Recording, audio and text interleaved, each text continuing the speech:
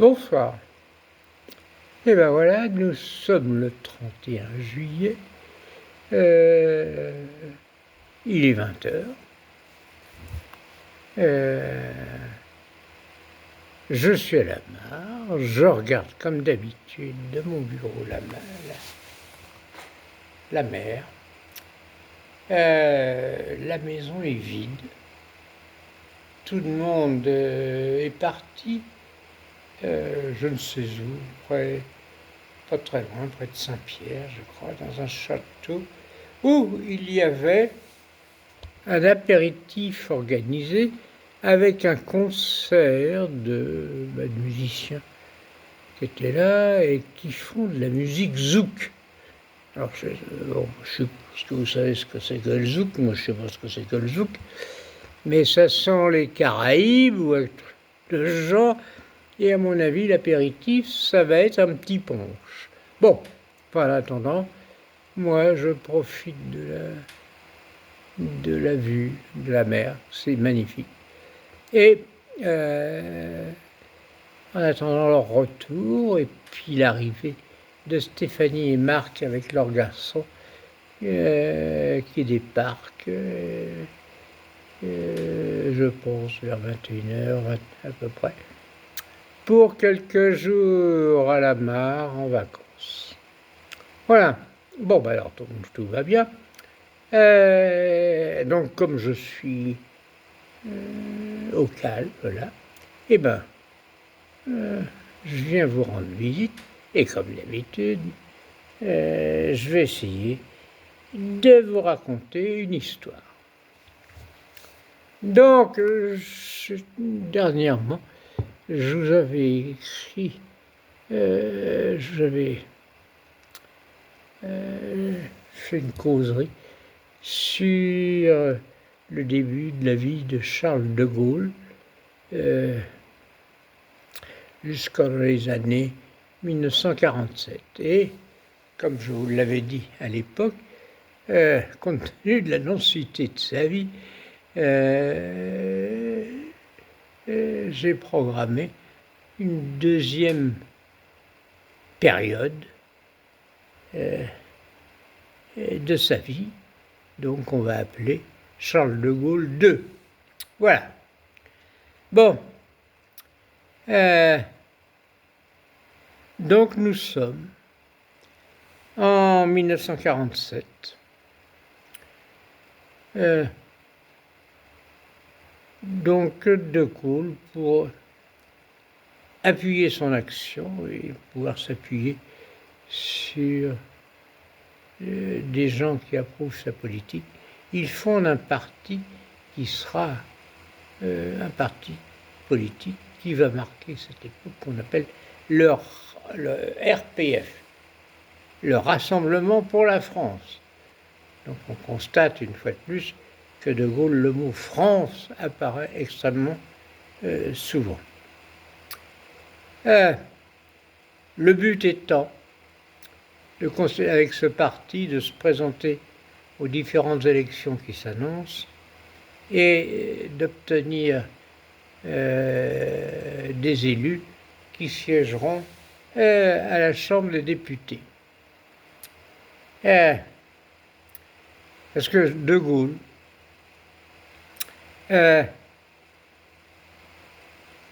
espère et souhaite changer le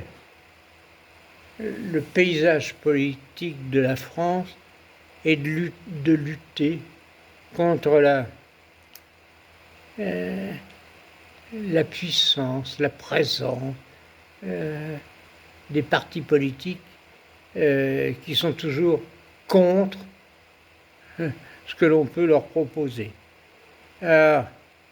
Et il souhaite également de s'opposer vivement à un parti qui a une grande influence en France, qui est le Parti communiste.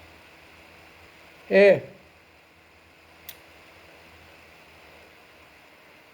il considère que le pouvoir des partis est vraiment excessif. Et également, il souhaite avoir un développement économique de la France, de manière à associer à la fois le travail et le capital, l'argent et le savoir-faire.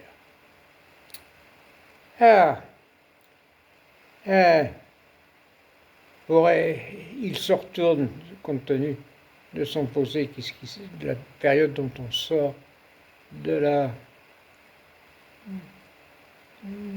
fin de la guerre et de la présence de la résistance qui l'ont aidé, les membres de la résistance, à venir à acquérir le poste qu'il a.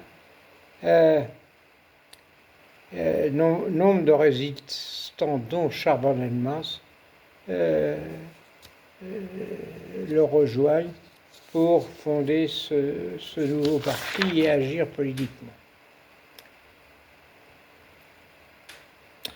En 1947, c'est un succès aux élections il a 37% des voix municipales avec le RPF, il a 42% au Sénat et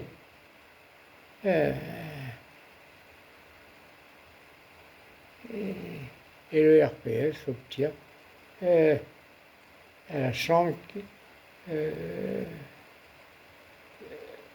51% des voix. En 1953,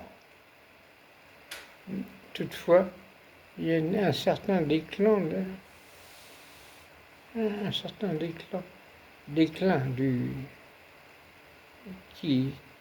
RPF qui perd sa majorité. Devant cet état de fait, donc, qui traduit par un refus du peuple des idées de De Gaulle, comme d'habitude, il prend sa valise et il retourne chez lui à Colombey.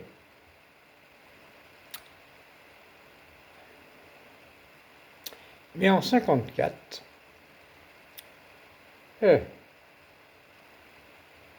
le conflit algérien est extrêmement présent en France. Et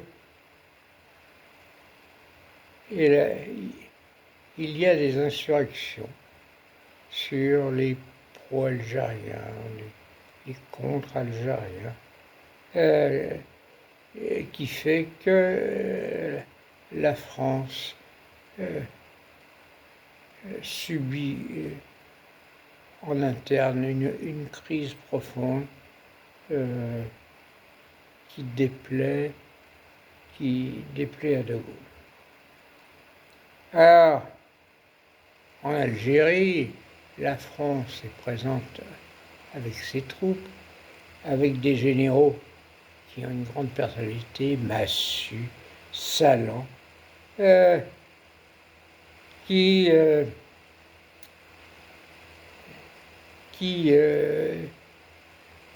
souhaitent que De Gaulle, pour appuyer leur action, revienne à la tête de la France et prenne le pouvoir. Afin que De Gaulle appuie leur action pour lutter contre le FLN et affirme fortement sa volonté que l'Algérie reste française. Alors, le 19 mai, De Gaulle fait savoir à travers la presse, ou peut-être à la télévision, je ne sais pas exactement, qu'il est prêt à assumer la tête du pouvoir en France. Alors, il soutient manifestement l'armée et l'idée de conserver l'Algérie sous le drapeau français. Le 29 mai, le président de la République, Coty, fait appel à De Gaulle. Et De Gaulle accepte de former un nouveau gouvernement en France et en prendre la tête. Il est investi. Et le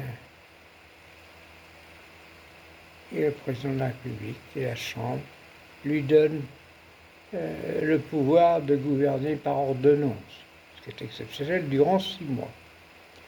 Et il l'autorise à réformer la Constitution de la France. Une fois élu à la tête de la France, à la tête du gouvernement, De Gaulle va à Alger et prononce devant les généraux en question un fameux discours où il prononce « Je vous ai compris », qui est resté dans toutes les mémoires des Français de l'époque.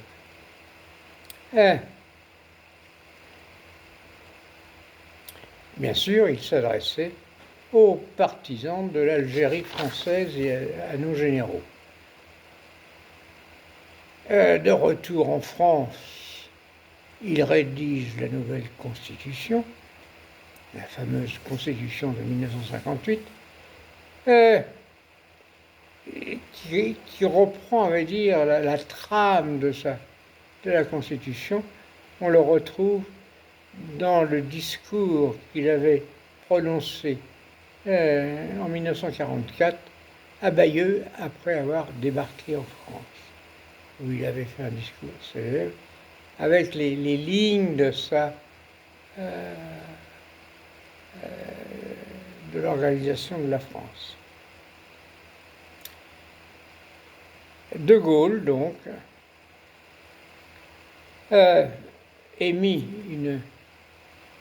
une idée, un souhait. Il souhaite que l'élection du président de la République ne soit non pas faite par le Sénat et la Chambre des députés, mais au suffrage universel, où tous les Français feront le choix du président de la République. Et il faudra quand même quelques temps, parce qu'il faudra attendre 1962 pour que cette mesure soit mise en place. Alors, De Gaulle constate que l'on a une multitude d'échecs au niveau des militaires, en Indochine, où on a dû quitter les lieux, qu'en Algérie, on est engagé dans un conflit, on n'arrive pas à s'en sortir. Alors, et il ne sait pas très bien comment on peut se sortir de la guerre d'Algérie. Toujours est-il que une insurrection éclate en Algérie contre les Français sous l'égide du FLN, qui est le parti politique révolutionnaire en Algérie contre la France. Manifestement, devant ce conflit, De Gaulle, au fond de lui-même, souhaite qu'on trouve un moyen d'établir la paix, car il voit les conséquences qu'il y a au sein de la métropole, néfaste que ça apporte, et même au niveau international, sur le rôle de la France en Algérie. Alors, il s'entoure d'un groupe de politiques dans lesquels il a confiance. Il s'agit de Chaban-Delmas, qui font partie de son parti, d'Alain Guichard, et un homme qui politiquement jouera un rôle profond durant la vie politique de De Gaulle, qui s'appelle Focard, qui est surtout un homme politique, un homme de système.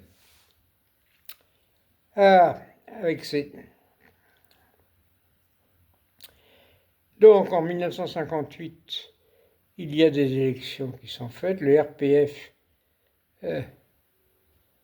qui est devenu le premier parti de France, remporte les élections législatives. Donc De Gaulle, ainsi, est élu président de la Chambre des députés du gouvernement français. Alors, il décide de mettre en place sa politique à lui, parce que De Gaulle, c'est pas la politique des autres, c'est la sienne. Et il compte trouver une solution sur la politique algérienne. Une fois au pouvoir, la première chose qu'il fait, il dévalue le franc la situation financière de la France est extrêmement préoccupante.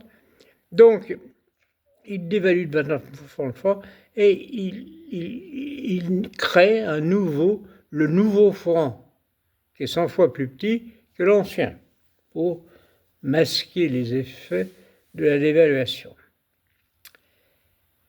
Alors, au niveau de la politique étrangère, De Gaulle est excédé et il lutte pour garder son autonomie vis-à-vis notamment des USA et de l'URSS qui sont des groupes qui veulent mettre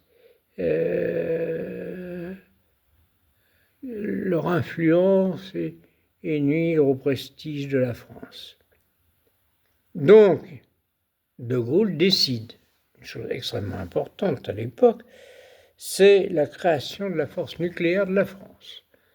Donc la France deviendra la troisième nation pourvue de l'arme atomique, ce qui évidemment change la donne politique vis-à-vis des USA et de l'URSS. Également, à la même époque, vraiment c'est tout à fait surprenant la vision de cet homme, il lance le programme spatial français avec le CNRS, où on va fabriquer les fameuses Ariane, les fusées à Toulouse, le centre national spatial de la France. En plus, en termes d'image, quelque chose d'extrêmement important, c'est qu'en 1968, après les émeutes qu'il y a eu, les étudiants qui ont foutu le bras, De Gaulle accueille à Grenoble les Jeux Olympiques, avec toute la aura que ça a, et ce sont des Jeux qui ont été considérés comme un grand succès au niveau de l'organisation. Ensuite, il est le seul à l'avoir fait. Il visite tous les départements français un à un et également les départements d'outre-mer. Donc en termes d'image, en termes de présence, politiquement, c'est extrêmement puissant. Alors, mais il a toujours dans sa chaussure une écharpe qui est la guerre d'Algérie.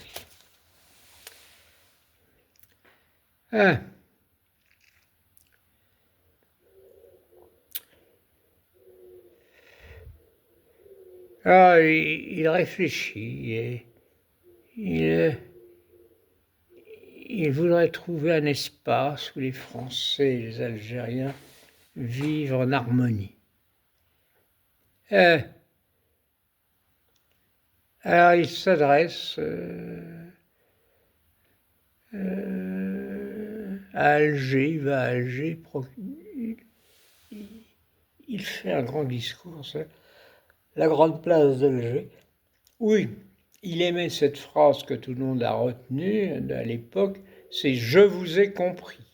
Donc il s'adressait bien évidemment à toute cette population algéroise qui souhaitait que la France reste présente à Alger.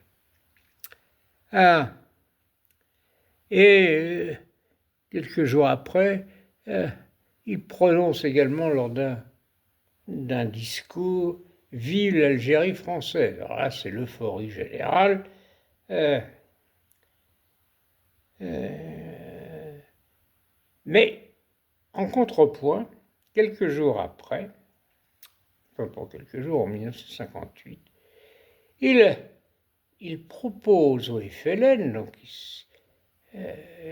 qui affronte la France avec le peuple algérien, il propose au FLN d'établir la paix des braves. Ah là, les partisans de l'Algérie française, ça leur plaît pas beaucoup. Parallèlement à ça, il demande la paix des braves, mais pour apaiser ses relations avec le FN, il interdit aux troupes françaises de poursuivre les tortures vis-à-vis des prisonniers. Et il alloue aux femmes musulmanes le droit de vote. Donc ça, les relations avec le FLN,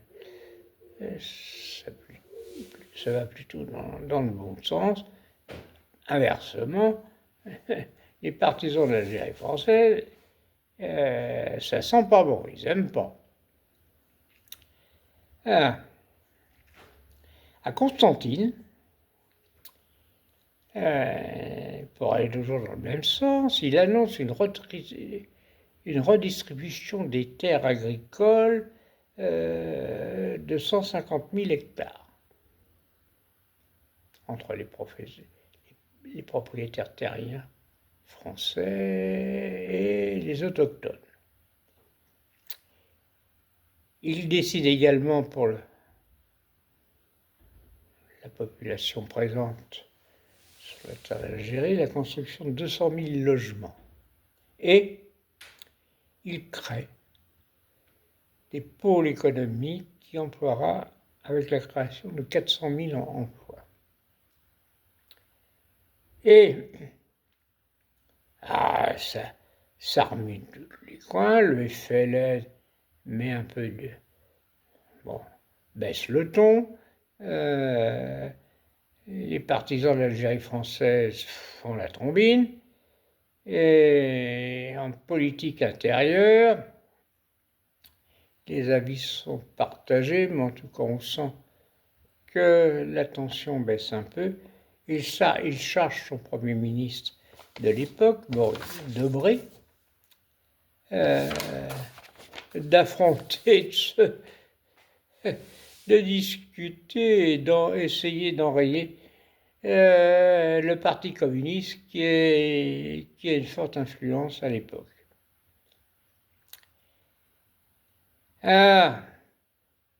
Malgré les efforts qu'il a fait en Algérie, De Gaulle pressent qu'il n'y aura pas de victoire en Algérie et par les forces militaires. Et il s'oriente plutôt de trouver une solution par la négociation, donc qui bien évidemment va conduire à l'indépendance de l'Algérie et de la réaction des Français d'Algérie et des partis de droite présents en France. En 1960, jusqu'en 1961, De Gaulle poursuit la guerre contre les FLN. Et à la fois sur le front, mais également sur les lignes arrières au sein d'Alger. Et il y aura, ce qui est estimé, environ 500 assassinats politiques à Alger ou en Algérie entre 1958 et 1961. Donc l'atmosphère est lourde. Il y a également des assassinats qui ont lieu en France. Donc c'est malsain.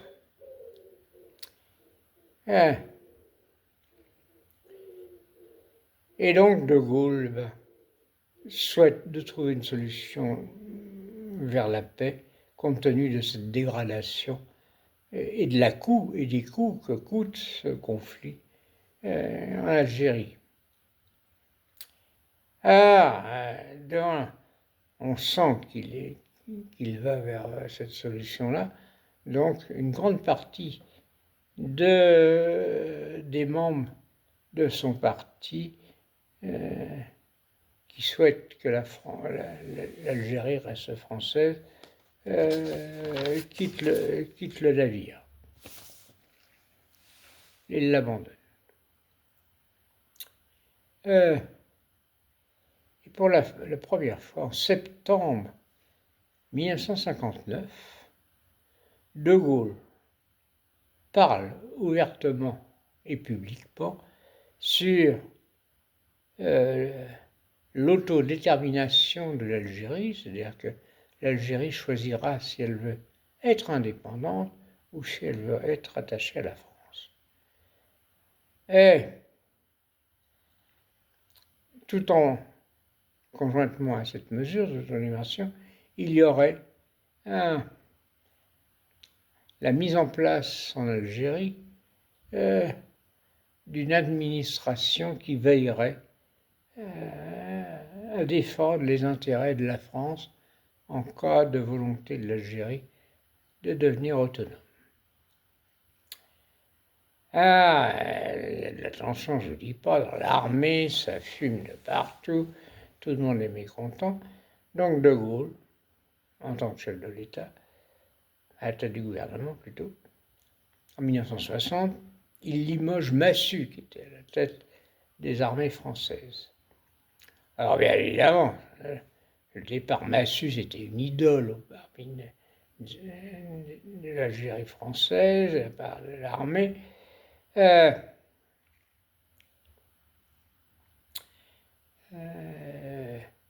Provoque le mécontentement général et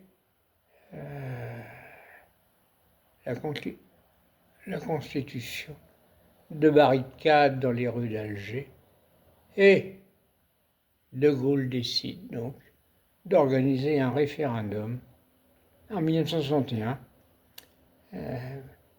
afin de faire échec aux putschistes généraux et met en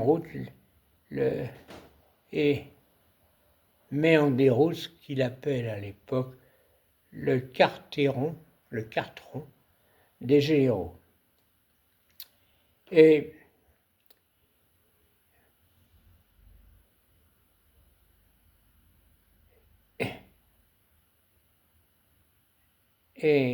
quand il se tourne vers les pieds noirs d'Algérie pour calmer l'atmosphère. Mais De Gaulle voit apparaître autour de lui des mouvements d'extrême droite, et notamment l'OAS.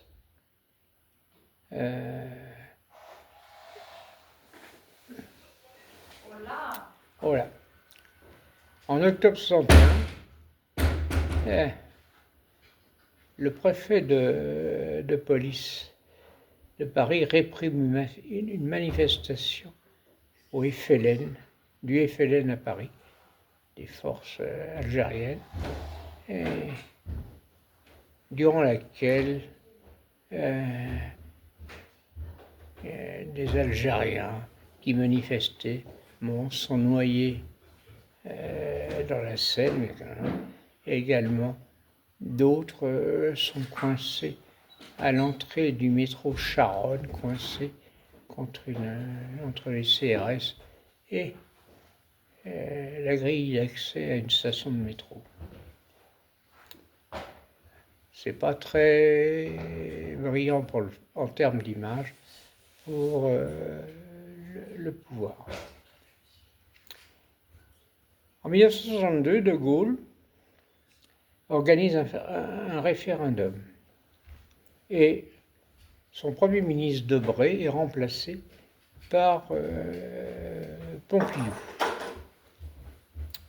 Et à cette époque-là, De Gaulle préconise d'élire le président de la République française au suffrage universel et non par les députés et les sénateurs.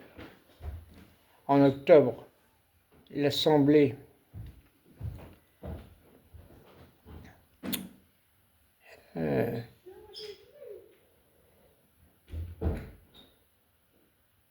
refuse,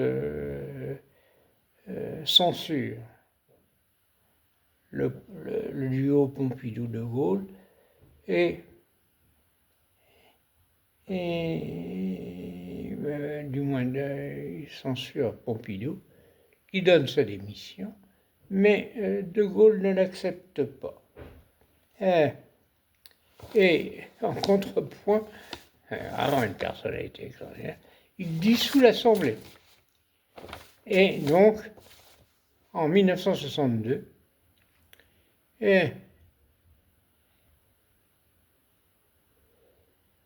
le mécontentement des partis d'extrême droite sont devant la position intransigeante et la direction prise par De Gaulle,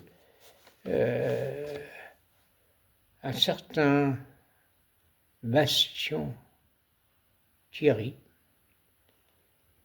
qui considère que la politique de Gaulle vis-à-vis de l'Algérie est une trahison, il organise un attentat au Petit Clamart à Paris, où il prévoit, lorsque la voiture de Gaulle passera, ils le canarderont, ils tireront dessus. Ainsi, c'est ce qui se passe.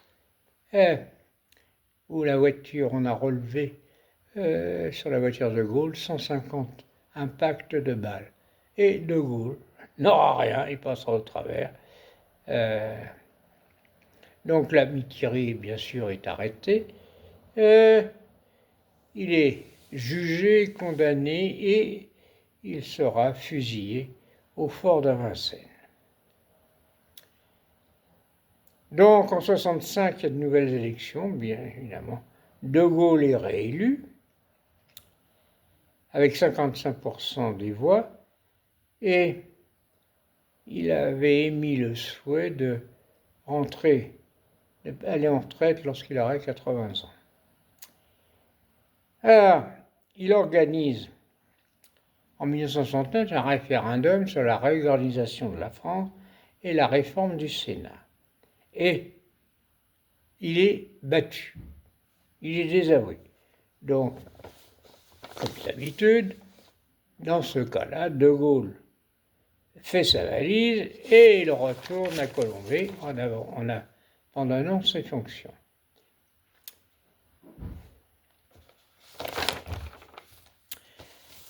Bon, pour sortir du magma général, il part en Irlande en attendant que des nouvelles élections aient lieu pour former un nouvel gouvernement. Et il reviendra à Colombey quelques mois après et il se mettra à écrire ses mémoires d'espoir après avoir écrit ses mémoires de guerre. Le 9 novembre, il décède à la Boisserie et il sera inhumé au cimetière de la Boisserie, de Colombey-les-Deux-Églises. À ce jour, la Constitution de 1958 est toujours en application en France, avec quelques modifications qui ont été apportées. Autrement dit, depuis Napoléon, De Gaulle est le personnage qui a incarné la France. Voilà la fin de l'histoire sur cet énorme personnage, ce chef d'État fabuleux, qui a marqué son époque et qui a été remarqué dans le monde entier. Merci à De Gaulle, ça a vraiment été un leader extraordinaire pour la France à l'issue de la guerre. Voilà, ben voilà la fin de l'histoire. Je vous souhaite une bonne soirée. Bonsoir à tous.